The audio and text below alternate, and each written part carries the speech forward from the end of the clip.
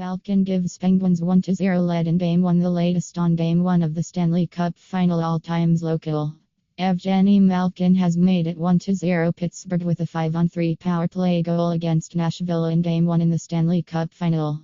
Nashville's Kale Jarnkrok took an interference penalty and James Neal a cross-checking penalty on the same play to give Pittsburgh the advantage. Malkin scored 15:32 into the first period. The Penguins are 11-2 in the playoffs when scoring first. It's Malkin's 8th goal of the playoffs. _____ Mike Sullivan's coach's challenge has wiped out what looked like the first goal of the Stanley Cup Final.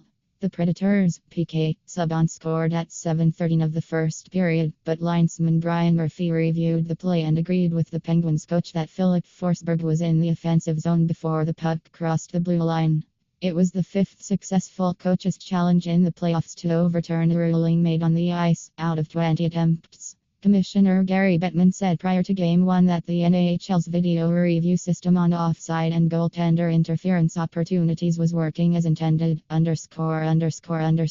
1 is in Pittsburgh, but that isn't stopping Predators fans from lining up to watch the Stanley Cup Final in Nashville.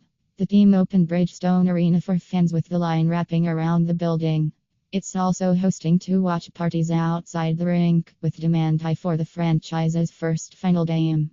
As of Monday night, the cheapest ticket available on StubHub for Game 3 or 4 in Nashville was $1,000. Pittsburgh beat the San Jose Sharks in 6 games last year.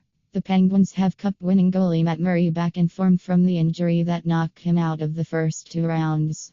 Another injury has befallen the Nashville Predators, who won't have forward Colin Wilson available for Game 1.